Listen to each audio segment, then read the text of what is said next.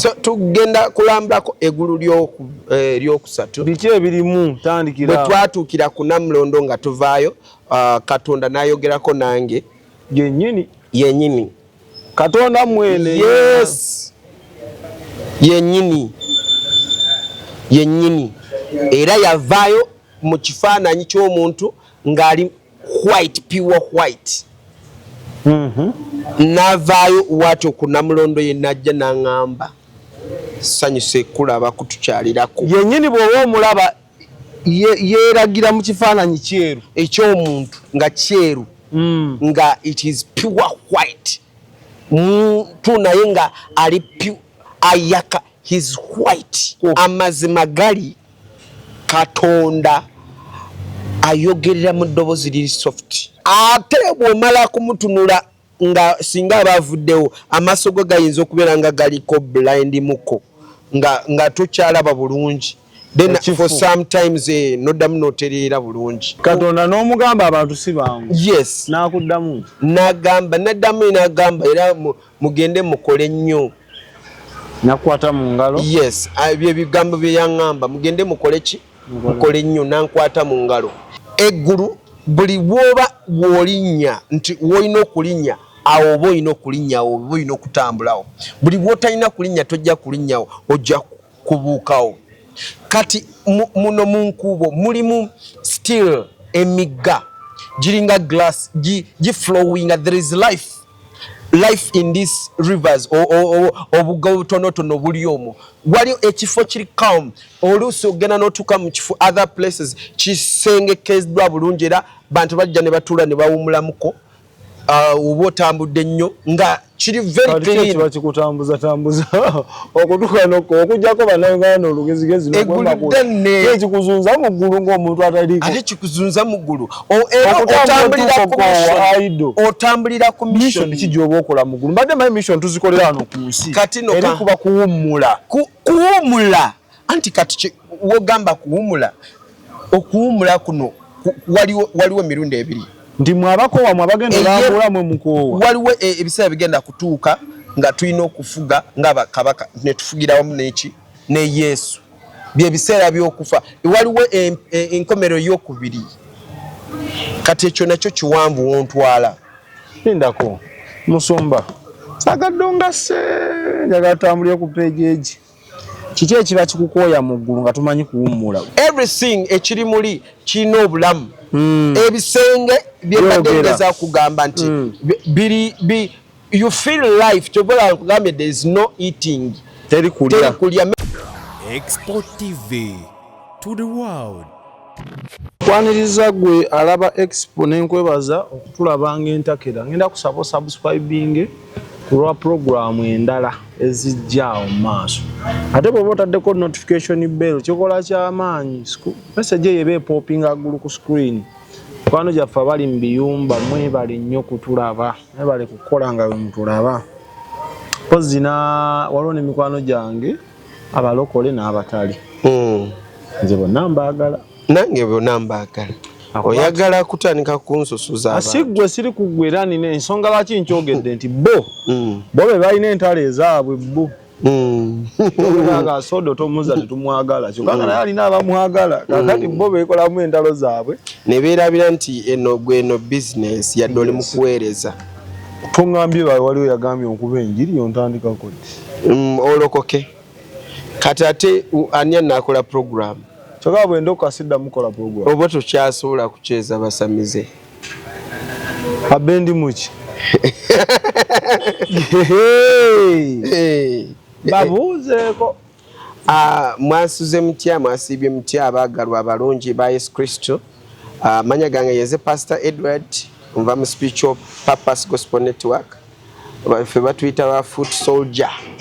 Muli ba lubyanza tambulirawo ku ttaka balubyanza ba Yesu infantry tufefeta era mu mwezi guno eggulu lyawandise dda abantu betukyalidde emizimu gye tugobye abantu abawonye abavudde ku ndiri. Omukyala waliwo yaŋŋambye tubireetenga ku kamera naye tutambula nabo bano baba basigadde wano. Crusade waliwo yaŋŋambye crusade bino byamagero bye mbagamba nabagamba mu subscribing channel bagiyita Heaven Melodies channel mu capital letter mugende kantu bakaita video kakoneko okiriro ojja kulaba buli kimu kubanga omusajja ono bambi tumukoya ababize katosa musindikira ebifanana bya crusade ata editing ebinani na program nyingi mu musasireko then tugenda kola crusade ni mu pipeline yetaaga sente mpitirivu bannaye oba nfukamire munyambe oyina omutwalo oyina mitwalo 5 oyina 10 oyina milioni oyina bilioni oyina trillioni zisindike zikole omulimo gwani wakatonda esente zotadde eno botadde mu ggulu oba wagidde eggulu nange nga we muzimpa nzikwata nga bwe ziri nenziteekayo era omulimo expo ejja kuba live simanyi ogenda kwedividinga weetaaga no kamera kubanga wali netaga kamera nungi kamera tuli kugisondera tusabire katonda atuyambe tugende tutukeyo bangambe waliwo timu kamera bannaye musuuleyo era ebintu bino webito tubikola ojaguza Christmas ng'owagidde bwakabaka bwa Katonda ogenda kugula ebintu bya millions mulye emmere gwewo mulinde Christmas ndala nja kuleta program kyennaku we nakulira onajja ekabya amaziga naye sejja kaaba leero tugenda kwogera ku ggulu bannaye tuwagire crusade tuyina ennyumba ze tuzimba ezaba mulekwa ennyumba eyo yakasuuli wa matafaali abannaye wobanga olina ettafaali osobola kuteeka mukama wabanga yakuwa sente omusajja ono bamuloga n'asanyalala talina byakola alina omukazi amutunula butunuzi yalokoka ne musanga ekintu nga kimutuga nga avaayo jovu ng'alinga omulambo naye musabira mukama agenda mujjayo ne famire ye abaana be spiritual purpose baweeredde mwaka guno mulamba kubanga twetaaga atereere then ademate akoleki bali basula ebujiriku street nasulawo mwezi mulamba myezi 3 ne mukyala we n'abaana be 7 nze bamundeetera kumusabira n'engamba eyo family era buli mwezi nteekayo muceere balyeko n'akawunga so eno nyumba gye twatandikira ziri nyumba 3 osobola tusuulayo tafaali osobola suulayo baati osobola tuteekayo yadde room 2 twaguzeyo ka plot million 2 awo wenyini we tugenda kuzimba twakasasudde nga office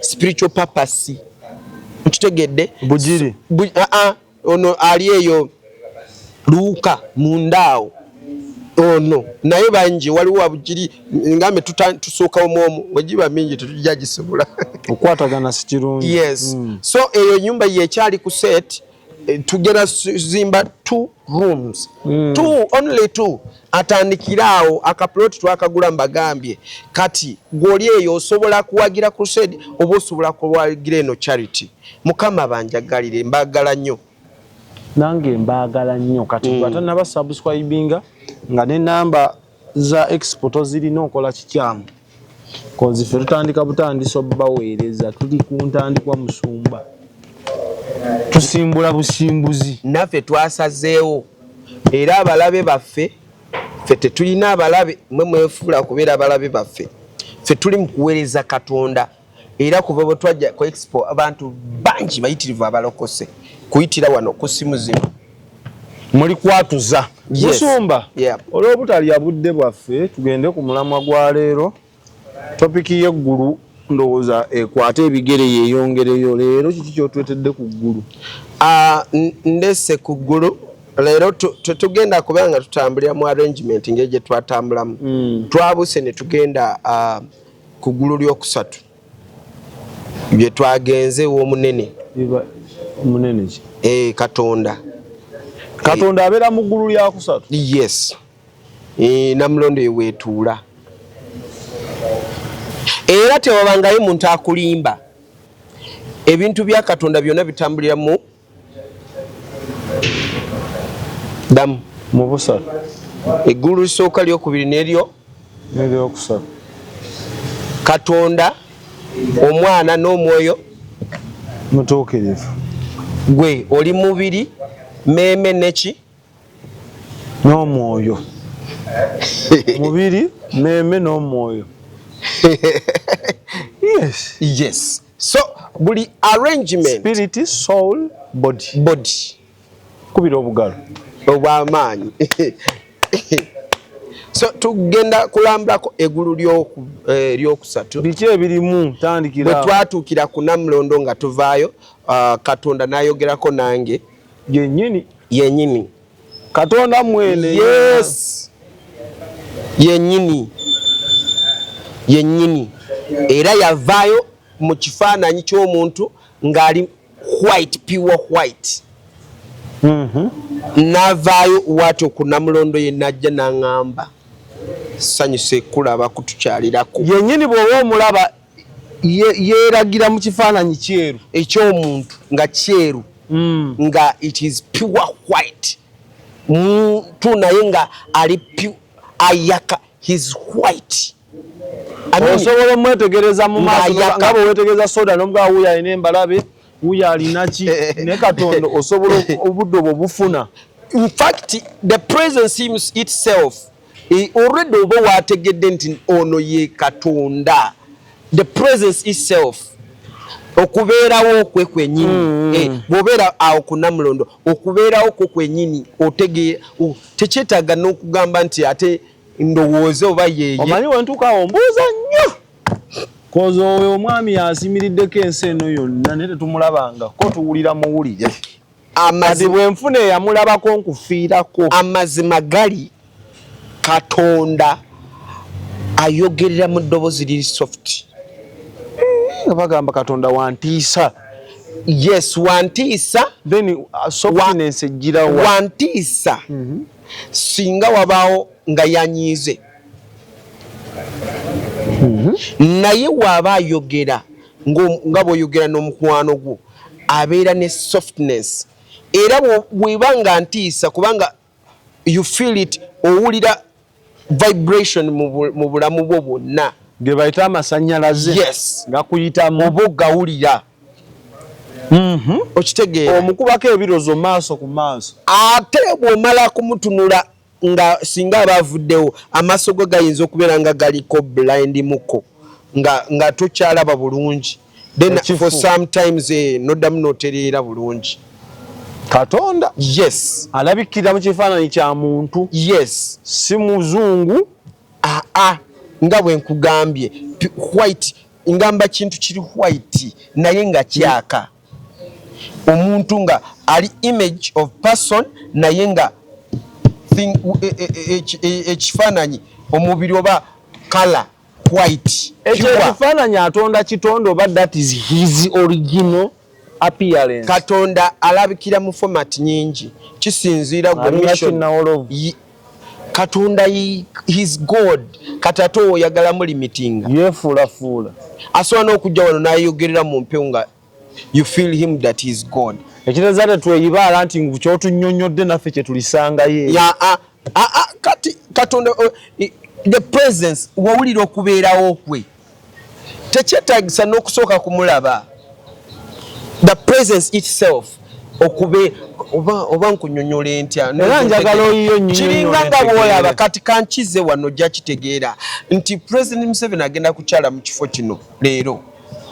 Presence basooka ne basindika bakesi nga presence amawulire gatandise dda kulekana nti President agenda kukola ki era bw'atuuka presence ya President oba ogiwulira bantu balekanira ku ngudo kwegamba wabawo bijagizo ngamba eyo presence. Siti yagwe ntya Katonda nze presence n'amasannyalaze nalaba Kyagulanyi ne gankuba n'okukuba ne tunulira akasajja ne freezing for 20 minutes. President wa ghetto wamukwatako omulonde wa ghetto ne mpulira amasannyalaze muli kasajja kalina amaanyi. Ogamba ghetto gladiator. Ndi ku Bobi Wine Kyagulanyi ebya ghetto byavaawo dda kati ne Katonda owulira muli eri nge waliwo ekikufuukunda njagala ntegeere kuba nanyinza okubaawo nga nfuna omukisa n'engenda nenfuna enjawulo nti gano si mayembe ga kika ono ejjajja eno Katonda anti nakugamba ekyanjawulo kibeerawo mu nsi y'omwoyo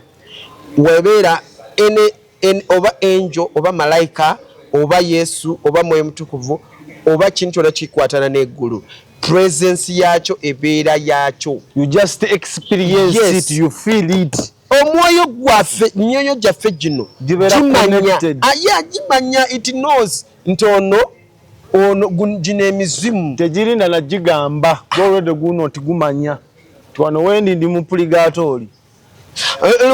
lumu Mukama yantwalako mu mizimu egyali girwanyisa omuntu omu mu kiyumba waliwo mpimpi bwe buti nembukuba teke mukiroto ba vision nembukuba teke nani nagamba nze mbeera ku lusozi nnyo nga busigala bujja bumpimpi bwe buti bumpi bwe buti naye obuntu muntu bulinga obuntu era nabo otegeera nti omusajja bamukutte bamusibye bwe bati kandoyo bwonna bumweripyeko bumusibye n'okuba nembukuba teke naye yennyini natuuka nemukuba teke n'agweri ne bumuvaako nemusumulula. Tuddeyo wa Katonda ava ku ntebe yajja wooli asembera kwegamba nga bonna kugamba kali kabanga katutu waliwo ennyanja gye tuyita sea of glass ebenga eyaka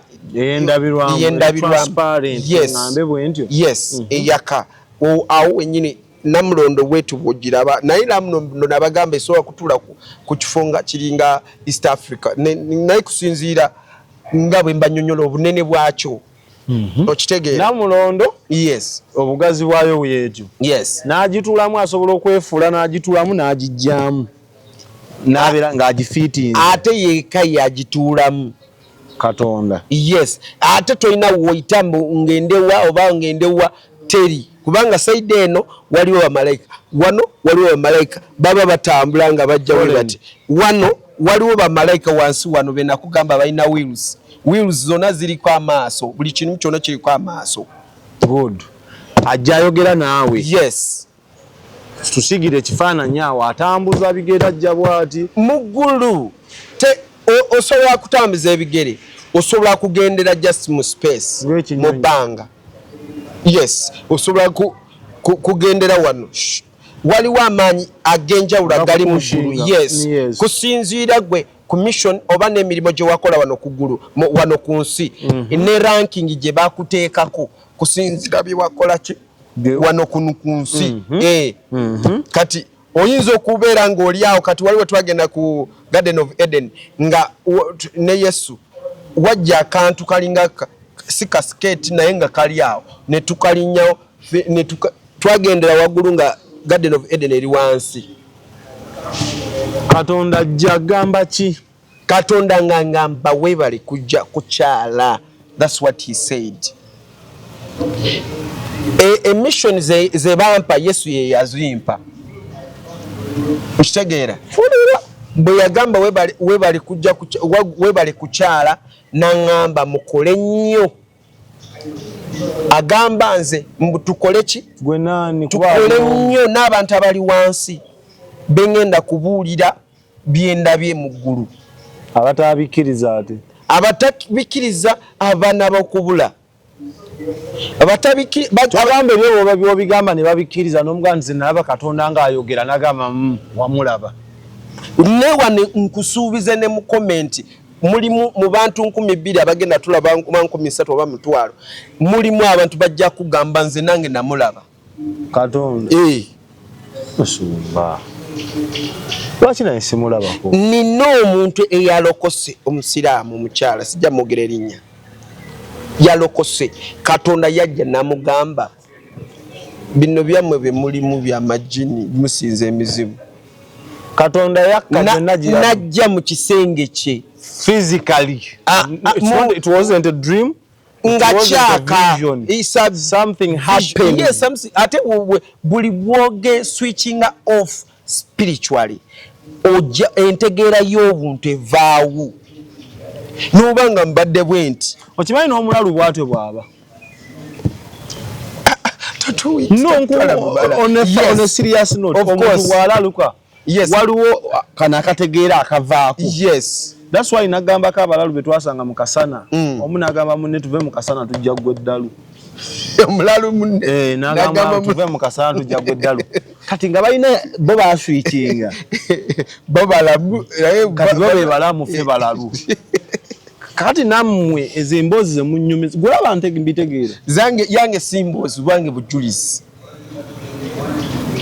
kati bali abakunyumiza emboozi bakunyumize kubanga nze mu 8 hours byenkunyumiza mu 8 hours kyenakugamba nti tuyinza export tuyinza ogiwamba nga nkunyumiza bintu bye nalaba mu buddo. Omusiraamu yalokose ye Katonda amulaba ati namugamba va ku busiraamu uveeko kati nga yeebuza ate bino byebiki era namuddira kati olulala agenda kutegeera mu Katonda atambulira mu busatu olulala Yesu ye yajja ate olulala Mwoyo Mutukuvu yakoze eki yajja mchara nalokoka yankubide nangamba nalokoka mukusooka yalokokera mu comment section ndizali siri sister nyo checking a comment section naye nawuli abana nga bagamba waliwo omuntu yalokose waliwo abantu abajja balokoka mu comment ki section abana baogera ebigambo mu comment section waliwo yaletedde obunabbi mu comment section mbu yalabye Katonda nga akaaba ku lwange gato nalokoka lokoka gamba ai Yesu tonja tuzalabayo oyo omwana ne comment nagade gisindikire li abe ninga abe lijja kuseka ninga let me keep my comment omwana yawereza obunabbi ninga kati buno obunabbi ki ebyada nga yala ate abayabirabye musomba sisobola sanga ng'onywa amazzi ninga kimanyi Katonda ndaze ng'onywa amazzi how can you prophesize ekintu redde kyendi Guru ndi mulokole anti wano ku TV toli kati lwaki mwagala omuntu apo soda eno message yo nakufunako message last week kwali kwolesebwa nga sebase navaawo katono nendaba nga Yesu akaaba nnyo ng'ayogera nti singa omanyi yakuyita dda okumuweereza mbu ayagala okyukire ddala omuweereze nze yandaga mbu nenjogera n'enviiri bikyuke saleko enviiri Yesu nali soda nali seebase nali ntunula nenfuna okwolesebwa naye engeri Yesu gye yali akaabamu nange neesanga nga nkaaba nakati mbadde mpandiika nenkyongera nempulira obulumi nenziramu nenkaaba yazemu n'akaaba ng'akola komenti eno mbu Yesu Kristo ayagala omuweereza okyukire ddala salako n'enviiri ezo bamuyita Irene God's Own kati gwoteesa ki gwe mpa ku magezi gwe mwabala Katonda ne Yesu lokoka ate abaze yakulabye ani yandaba oyo Irene yakulabye mu nsi y'omwoyo spiritually Katonda omuwakanya talina bye yalabye anti kati tenama kutegeera there's what we call interpretation. Can you interpret that? Ye yalabye. Now can you interpret that? Can you interpret for me that? Ja ekyo kiba kitegeeza nti Katonda communicating agamba nti leka kutula nabasamize naye ate nabagambye eno business. Besides that njagala Katonda nanga akyalire kajitwogera okuba Katonda mwagala alwaki ayiteeyo anti Katonda ayitira mu bannabbi oyinza okuba nga toli nabbi oyinza okuba nga tolina ekirabo ky'okulaba gwe watugamba ozukuka mirundi ena notabijjukira ebyo byesewaayiriza musumba kati leka abalaba mu nsi y'omwoyo bakulabe leka bakulebe in fact make her your friend. Irene enamba yange y'essimu kubira Abba agikuwe twogere obunabbi obwo. Yes. Oliawo. That is God's love. Abanga sowa nokaaba mu kwolesebwa. Tomanyi oba ye Katonda gwakulondedde. Irene yangambye mune mu kuwandika comment yawulidde amaziga nga gamuyitamu. Kati alina okwogera naawe nga tuvudde mu byakusaaga. In reality, let her talk to you. There's something because eno TV eno temumanyi kyekola mu society. Ffe abagaba namba ffe tumanyi what's happening there. Abe oli kati Irene whatsappinga Abe ku 0770 94426 omugambe nze Irene owo wakwolesebwa yes yokwolesebwa kwa then Abba akuwe namba yange eri personal twogere Katonda agamba mugende mukole munywere. Tukole nnyo. Ofuna amaanyi agalako ky'omubuuza mu budde obwo oba nga kifaananyi kiddole you just receive. Katonda bw'aba ayogera, you have right to speak to him. Wa utilizing obudde obwo naye n'oyogerako naye. Of course naye nga oba limited. Ezo sifuga bbi. Nedda sifuga bbi. Dictatorship. Banaye Katonda nkugambye akuleka n'oyogera era nange nenjogera ebyange ne mugamba abantu nga si bangu.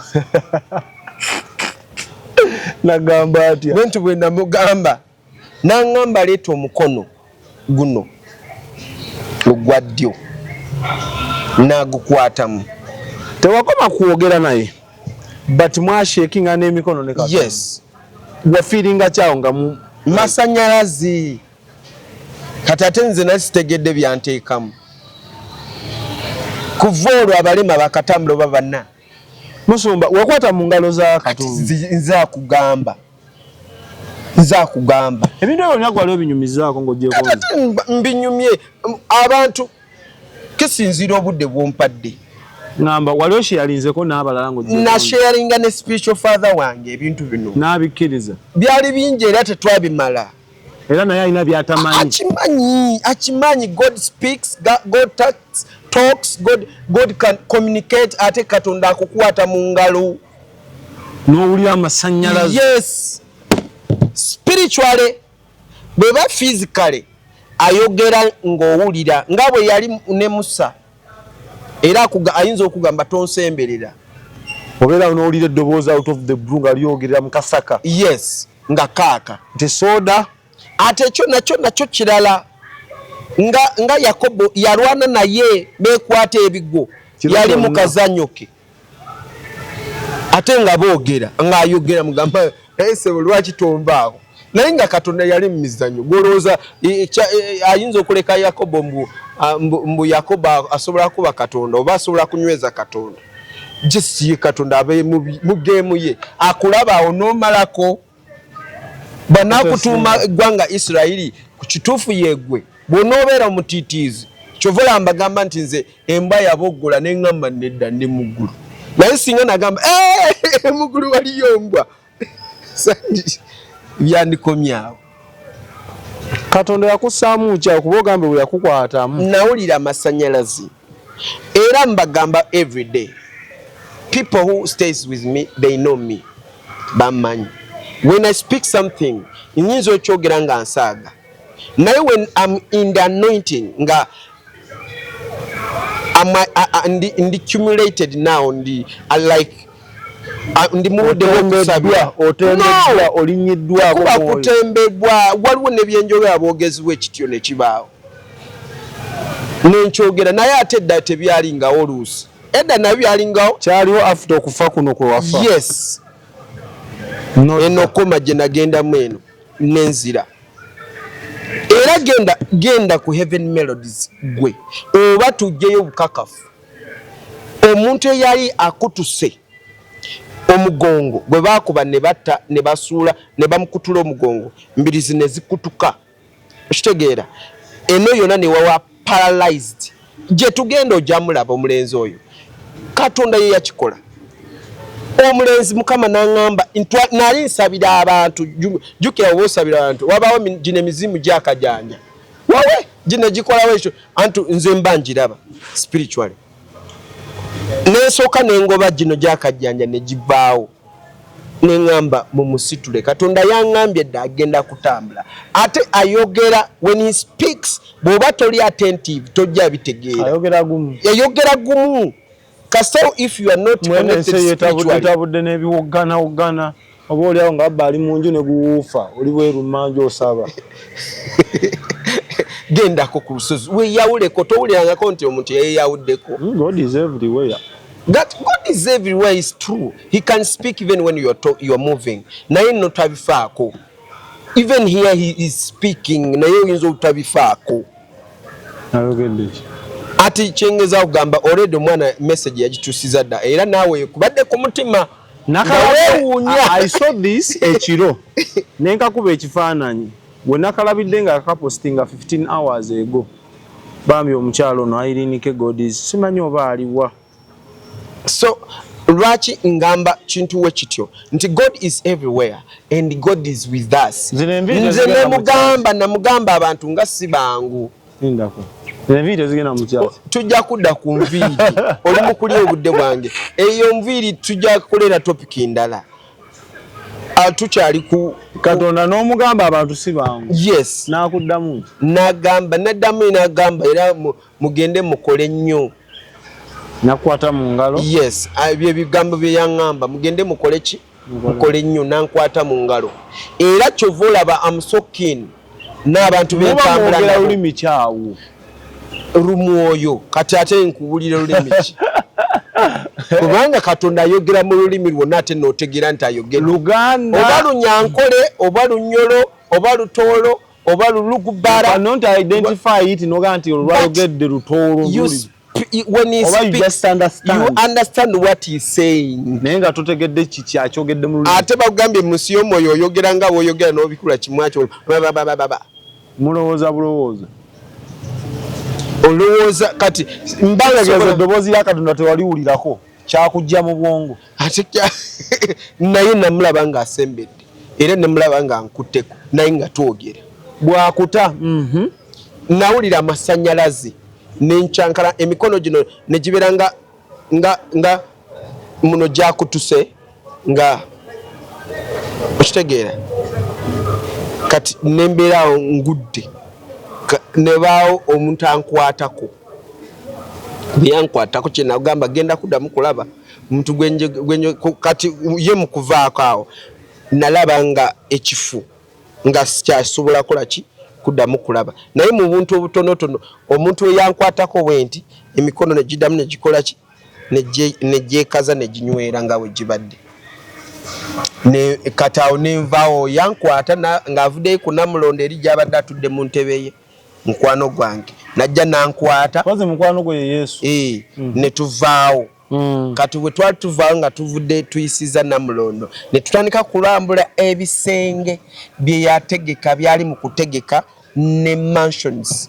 mu Luganda kyeki si bangalo oba tuziyita ennyumba ziri zigali kwoleka kwokomya amaaso. Yes. Nandaga naye nga eyo mu nyumba ya taata buli kimu kiri so beautiful. Abaza zina ennyumba mukwano gyange ab'ejjinja ze basonda ne bazimba. Vayeyo leka tusoke tunyumba. Abantu no bazimba ennyumba mu ggulu kono musumu. Baleke bazimba abo. Naye nze ennyumba basasula sente musumu. Basasule. Ogula poloti mu ggulu nomaana ogula ez'okuzimba nomaana tugenda beera mu ggulu nga batuli balandi road nga muli muwunyeera. Ati bagambye mu ggulu wali okupangisa. Kale bana bazimba bazimba ki? Bali mu kukola ebyabwe. Ebyo byabwe. Abantu bagaba ejjinja ze nabagirako ekopi. Ebyo byabwe. Kakati bw'oba otambula mu nkorido ze yeggulu ly'okusa enkuubo ziba zaaka ziri enjoyote ziri very clean. Mu ggulu tewabaayo kala ya black waliyo kala zonna z'owulira zino. Ate olibwolaba color red manya nti eyo etegeeza olutalo.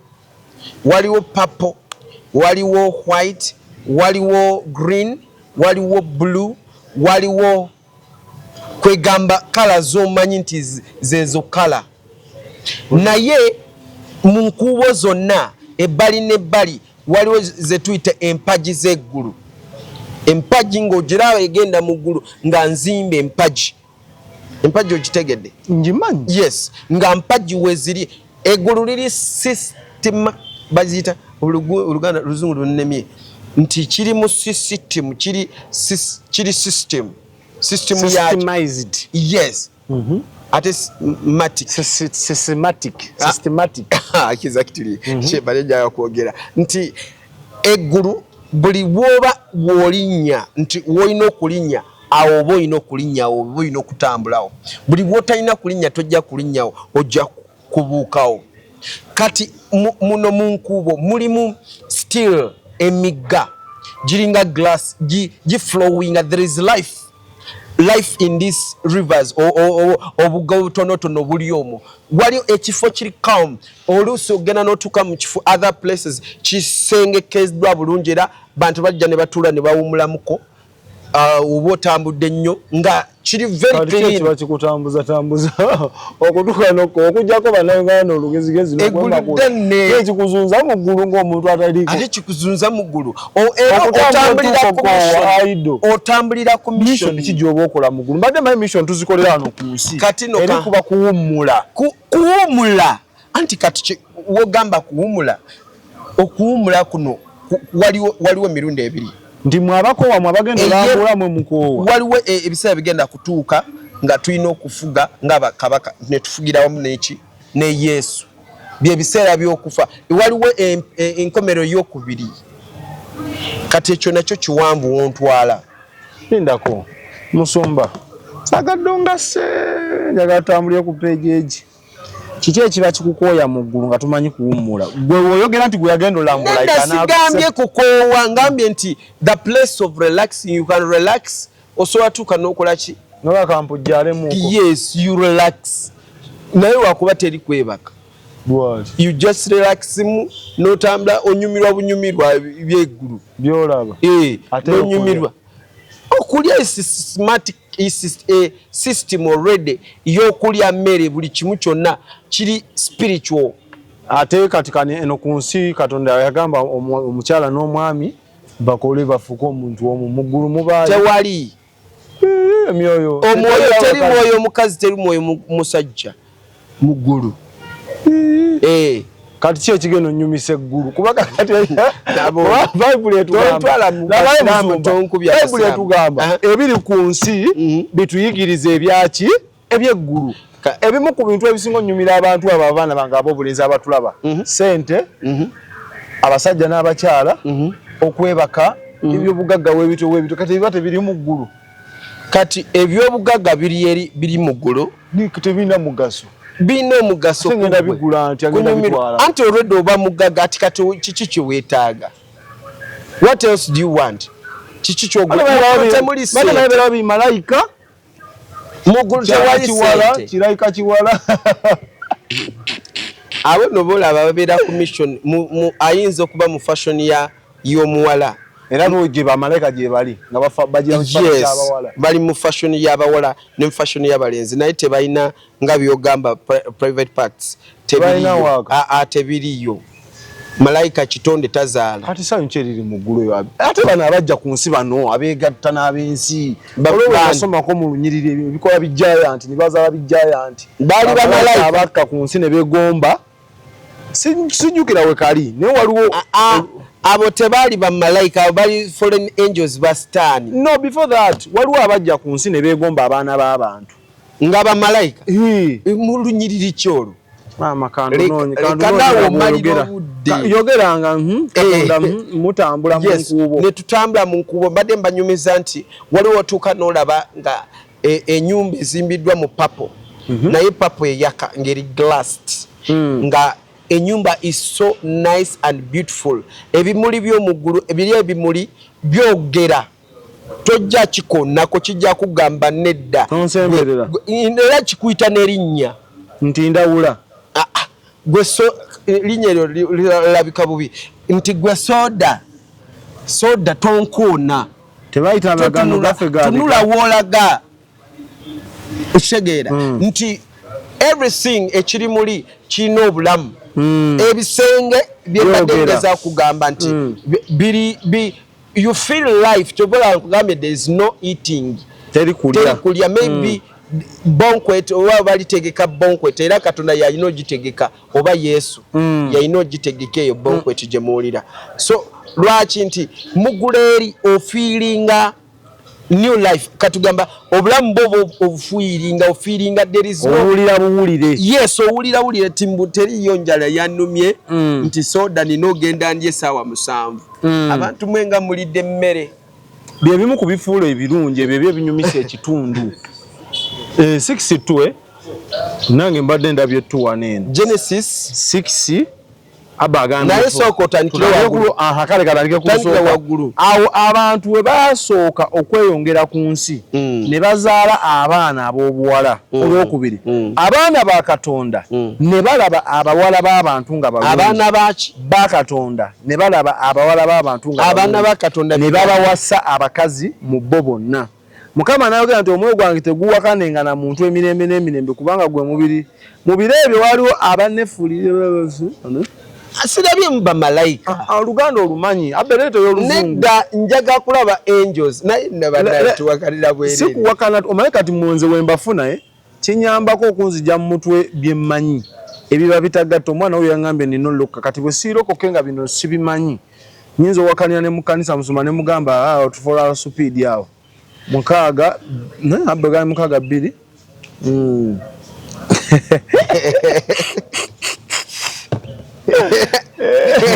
So ekyo tukitegedde. You have understood. Nti abaana ba Katonda, that is another story. Nze kankugulire in the Bible n'obwonzuukusa ekiro nongamba buulire enjiri olinganze nja gibuulira ate ngibuulira ogambe ono yabadde mutulo oba tabadde mutulo. Tubeko Katonda ali maze okwawukana mutambula. Tuli mu kulambula ebyo bisenge n'ennyumba zi mansion era osanga mansion nga yakabi complex ya muntu oba complex mu Luganda zize complex namba eriwe eti kati gwe soda bubozadde abaana bo ng'ate mulimu n'abalala bakoze mu complex omwo mulina abakozi mubeera ng'abakabaka omwo. Eyo complex yamwe abaana bo babanga tebagenda mu Geyeena abakoze kutuukako nabo bajja kujja mu complex eyo. Mpozi yeggulu musumu bwekito bwe kiri. Kati naye nga complex eyaka nga naawe osobola okugamba nti bannaye eyo nga njegombye. In fact namugambanga naye eyo njegombye n'akyuka n'antunuulira. Nakuddamu ki asirika busirisi wayino ku nsi n'okwegomba obwegombi oba oyenze ante muggulu kiri automatically kubanga kyotagenda communicatinga tojja kicommunicatinga. Okitegeera kyolina ocommunicatinga kyolina okola ki commenting ate kyalina okuddamu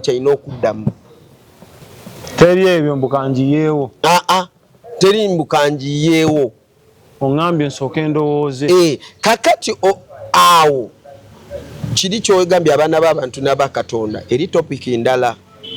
Okitegeera waliwo abaana b'abantu ne ba Katonda. Gwogwawa nze mu ba Katonda naawe nsuubira kati woli mu ba Katonda. You are chosen.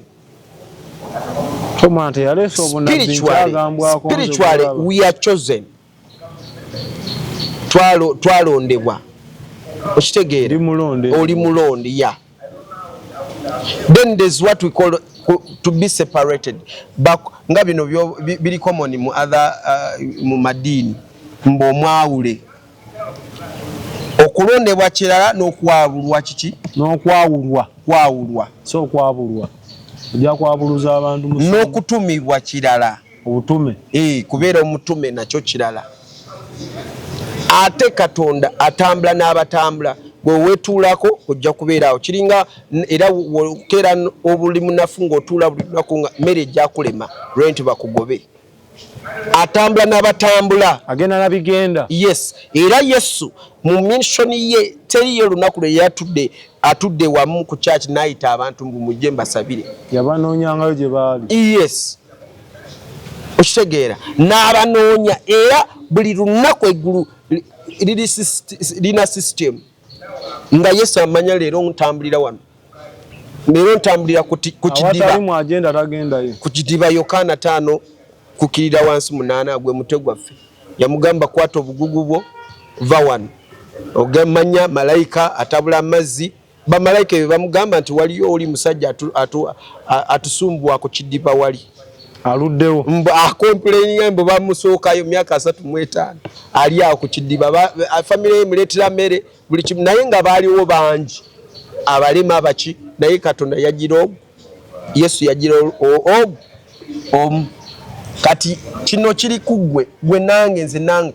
Yesu yagira gwe teyagira ekirindi si kirindi kyonna mu kino genda mu ggulu olunyiriri luli mu Revelation lugamba abamufe rapture wejja bagenda direct olabira omuntu ngoye nga sigaddawo nga oyadde wasuze ne mukyala waba mutuukirivu gwe nga toli ojja kuyisanga ngoye zokka mu buliri oba mutambula olida agenda then mwabagenda kusigala bamu abakutemebwako omutwe wasoma olunyiriri olujikira topic je tunabakota oshegeera twagita ate tunaba bakutemyeko ki omutwe rapture enkuba yatu distracting twatwogera ku rapture namwe abo namwe mugenda oshegeera mugulu wova oli mugulu ovaayo mwoyo bwotuuka mu lubuto lwa mamawo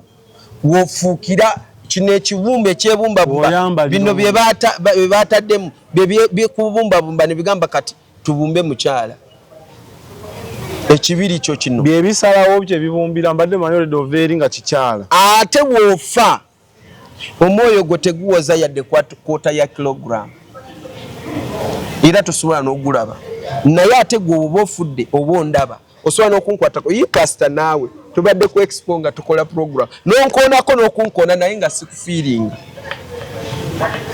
netuza obutambi bwo nti twayogera naye wano agambe nga tanfaako kubanga wabawo some dakika zosigalawo wano ku nsi then bamalayika bajja ne bakukima oba osaide ya Katonda oba ogenda oba yakagwa straight n'emizimu giba tegina n'amaanyi agakusemberera ogenda direct eri mu kusowola mu basavimbi then obanga akusaidi ya sitaani emizimu giba gyasanyusa edda in fact giyinza n'okutanga kutagulira wano ng'okyali awo nga we okyetunulira yenze guno mubiri yono yenze guno mubiri gwange kino kibox mubiri guno gwe guzitowa kati gwe wano oli mu kilo oba meka oba 7 naye kasita omala kuvaawo omubiri gwo guvunda ate gwe guvunda osigala amagumba oshegeera skeleton wanga oli yayimba oluyimba naye teyalugjayo kale magumba go galibeera mu mbaawo ate mwoyo gwo gulibeerawa sikonye oluyimba naye njogeddeko boogezi okitegeera so omwoyo bino bintu by'omwoyo biri reality lwaki tuyigiriza abantu mu ebintu by'omwoyo bino muleke kubeera mu normal life ng'oweeyagala wano ku nsi nga omanyi anytime you are a visitor wano oli mugenyi wano wajja Katonda yakusindika ate Katonda akusindika n'akuwa freedom lwaki nga luli mu Genesis 2:6 nti yatondera mu kifaananyi kye bw'ova mu guleere oba mu kifaananyi kya Katonda bw'ojja mu kibiri kino kati ofuuka ekintu ekirala okitegeera kati kiviira kugwe kusalawo nogamba munnange anti bangambye njigiriza nnyo omuntu w'omunda anti Katonda bwati bwe yaŋŋamba omuntu w'omunda alina okukyuka twetuwulira okitegeera era tuyiga omuntu w'omunda alina okuyiga alina okumanya nti sooka oyogere ogamye otya tuwulira kati ekyo kyogere ekyo singa kivaamu kati tugenda kulaba kino nga kigudde wali sibula nga tekinnagwa emboozi y'eggulu leero kale gikomyeko awo yo mpanvu olaba omukulu agamba tasobola ginyumya ne musumba etagimumalirirangayo kati ffe baani abayinza ogimalayo within 40 minutes so tukwerako maawo ng'olijja ng'ogambe nti leero twogera tuddeyo mu ggulu ffe ng'otutwalayo okay plus 256 746 18 22 41 y'okusabirwako then o requesting n'ogamba njagala kusasula crusade tukuwa nkuwe yange ya finance oba ya ministry then kati ugamba nti nina nyingi nnyo ziyise mu millions kubanga budget nene so agamba mugaga agamba Pastor Edward katawo onkubira n'ongamba nzina nyingi za crusade tezigenda ku simu ndoza juzuba ziyise mu million 5 si kyekyo nene kusimu baleta merchant IDs okay merchant ID esobola okusitula yes so eyo crusade sawa zino tusigaza weeks ntono ne Christmas esigaza weeks ki ntono tolya nnyo nga weerabidde bwakabaka bwa Katonda. Lwaki Christmas tezijja kuggwayo paka ng'okaddiye ate nga bajja zikubuuza lwaki waziryanga nnyo nti nali njaguza Yesu. Olwo ate nzija ne topic next week kubanga baliwo bagenda giriiramu obulamu, bagenda kulya obulamu mu Christmas. Kati gwe toliira ddala obulamu bwo mu Christmas lyako katono nga bwoleetera ne soda nga wanywa soda ogumizaawo nkwongerayo n'eddakiika ku soda wa soda ne crusade nga weekolebwa nga ne kamera nga wezikolebwa kubanga season eyo functions zigenda kuba nyingi ku expo. So Mukama abanjagalire kansa nyatuza abantu bwobanga ngweyagala kulokoka gamba ayi Yesu olunaku olwaleero nsazeewo kulokoka. Sangula amanya gange mu kitabo ky'abafu ogawandiike mu kitabo ky'abalamu. Yesu sitaani leero mweganye negaana emizimu gy'ekika n'emisambwa gy'ekika. Nsazeewo leero ndokose jangu oyingire mu bulamu bwange okyuse amagenda gange. Amiina. Omaze kulokoka. Kambasabire abamu. Mukama Taata nsabira abantu bewandaze nga ngenze kusaba ku lusozi nga bagenda kufa accidents. Mukama Taata tusazaamu endagaano za accident n'emisambwa obutego bwa misambwa bwe zibadde ziteze nobwonna tubutegulira mu linnya lya Yesu Kristo. Buli maanyi gonna g'ekizikiza agafugira mu bantu bano Mukama tugabagoba mu linnya lya Yesu. Nsindika omukono gwo leka abantu abagala kumanya ensi y'omwoyo gulawo ensi zaabwe z'omwoyo basobole kutegeera n'okumanya ebiri buziba mu nsi y'omwoyo kuyitira mu birooto n'okuyitira mu kwolesebwa bakyalire bajja kuwa obujulizi mu linnya lya Yesu Kristo nsabye. Amiina. Ate kati nyongereko kinga essaala ewedde gwata subscribinganga story endala we ziri wansi n'endala zikyajja. For now, Export TV to the world.